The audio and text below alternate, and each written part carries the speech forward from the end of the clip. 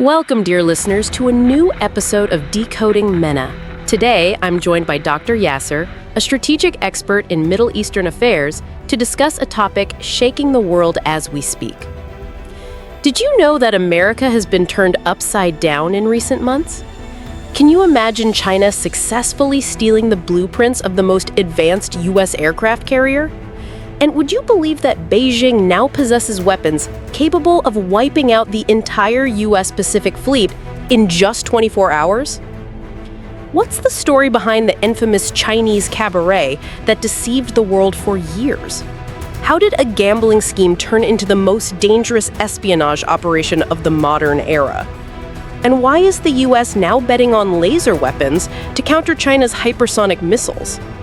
We'll answer all of these questions in depth. But first, make sure to subscribe and hit the notification bell so you never miss an episode. Dr. Yasser, let's begin with the big question. What intelligence recently shook the foundations of U.S. national security? There are two alarming pieces of intelligence that sent shockwaves through Washington. First, China has successfully stolen the designs of the U.S. Navy's most advanced aircraft carrier, the USS Gerald R. Ford. Second, Beijing now possesses a sufficient arsenal of hypersonic missiles capable of destroying the entire U.S. Pacific Fleet in less than 24 hours. That's truly terrifying. How did American leadership respond to this? Admiral John Aquilino, commander of U.S. naval forces in the Indo-Pacific, testified before Congress saying, "Isn't this exactly what I warned you about back in March? No one believed me, and all because of a cabaret that fooled us into thinking it was just a nightclub that posed no threat." A cabaret? That sounds bizarre. But before we get to that story, let's talk about China's growing naval power. What's the current status? The situation has changed dramatically. China now owns 3 aircraft carriers: the Liaoning, which was acquired from Ukraine, the Shandong, the first domestically produced carrier, and the Fujian, which was built based on the stolen designs of the U.S. Gerald R. Ford.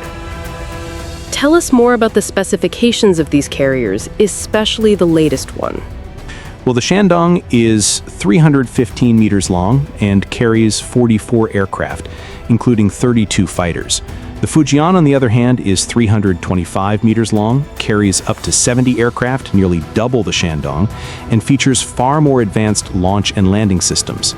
It is now the largest non-American aircraft carrier in the world. But can it actually compete with American carriers? The U.S. military denies any superiority, claiming that the Gerald R. Ford still has the edge due to its nuclear propulsion, allowing it to operate for months without refueling. In contrast, the Chinese carrier uses conventional fuel, which limits onboard space for ammunition and requires frequent resupply. And how do Chinese analysts respond to that criticism? They argue that nuclear power isn't essential because any future conflict will be fought near Chinese shores, especially around Taiwan. Their aircraft can refuel from coastal bases or the artificial islands China has built across the Pacific. In this context, they don't see the lack of nuclear propulsion as a disadvantage. Now, let's move to the more pressing issue: hypersonic missiles. What exactly are these weapons? Hypersonic missiles are 5 times faster than the speed of sound, reaching speeds of over 2 kilometers per second. The problem is, U.S. aircraft carrier defenses are designed to detect and intercept threats from hundreds of meters away, meaning a hypersonic missile hits before there's time to react. What other challenges do these missiles pose to American defenses? First, they're maneuverable. They don't follow a straight path. Second, they can fly at low altitudes, avoiding radar detection. Third, American ships' ammunition stores need constant resupply, which is impossible at such high attack speeds. And finally, what if China launches hundreds of these missiles at once? What about America's own hypersonic missile programs? In November 2021, the U.S. military signed contracts with 3 companies to develop interceptors. But those companies said they would need at least 15 years, especially after 2 failed test launches in 2021. Meanwhile, China, Russia, and North Korea continue to conduct successful tests regularly. How did the U.S. confirm the effectiveness of China's hypersonic missiles? China built full-scale mock-ups of U.S. aircraft carriers in its desert and used them as targets for live-fire hypersonic tests. American satellites watched as China destroyed these replicas, which is what prompted Admiral Aquilino to raise the alarm before Congress. So, how is America planning to counter this threat? The U.S. is turning to laser weapons. These systems are powered by energy, and nuclear-powered carriers can generate virtually unlimited energy. Lasers travel at the speed of light, fast enough to match hypersonic threats, at least in terms of response time. What's the current status of these laser weapons? In August 2022, the U.S. Navy installed its first laser weapon on a guided missile destroyer, the USS Arleigh Burke.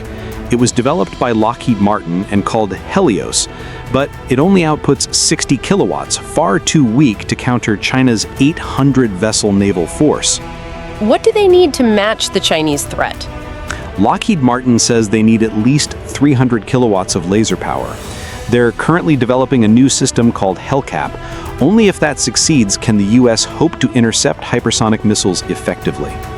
Now to the most gripping story, the Chinese cabaret. How did all of this begin? After the Soviet Union collapsed in 1991, Ukraine was in deep financial crisis. They had an aircraft carrier named Varyag, 70% complete, which they couldn't sell. Then, in 1998, a mysterious businessman appeared, claiming he wanted to buy it and turn it into a floating casino in Macau. How did he pull off such a massive deception? He offered just $20 million and convinced officials he was in the gambling and adult entertainment industry. Even U.S. intelligence believed him, as he had a real company registered in Macau.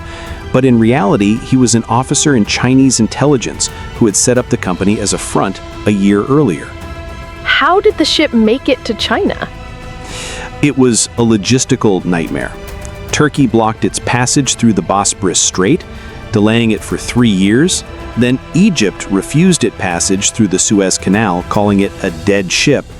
Eventually, it had to travel around the Cape of Good Hope, arriving in China in 2002 after costs ballooned to $120 million. What happened once it reached Chinese shores? The Chinese Navy refurbished it from 2002 to 2012, using it for training until 2018. Then they renamed it Liaoning and upgraded it for full military service. In 2022, Japanese forces tracked it performing live military drills in the East China Sea. Finally, Dr. Yasser, how do you see the future of this rivalry? We are witnessing two giant whales battling it out in the Pacific Ocean. China is betting on hypersonic missiles. America is betting on laser weapons. The outcome is still uncertain, but the balance of power is shifting fast. Maintaining equilibrium between the two sides is crucial, because if either side dominates entirely, it could usher in a new era of global hegemony. Dr. Yasser, thank you for this detailed and gripping analysis. You've given us deep insight into the hidden battle between two superpowers. Dear listeners, this was another episode of Decoding MENA, diving into the U.S.-China maritime conflict in the Pacific. We uncovered the secret of the Chinese cabaret that fooled the world, the hypersonic missiles threatening American fleets, and the futuristic laser weapons America hopes will turn the tide. The world is witnessing a historic shift in global power, and China is no longer a passive Asian player. It's now a serious contender to U.S. dominance over the seas. Don't forget to subscribe to Decoding MENA and turn on the bell to get all the latest insights on global and regional developments. We'll see you in the next episode.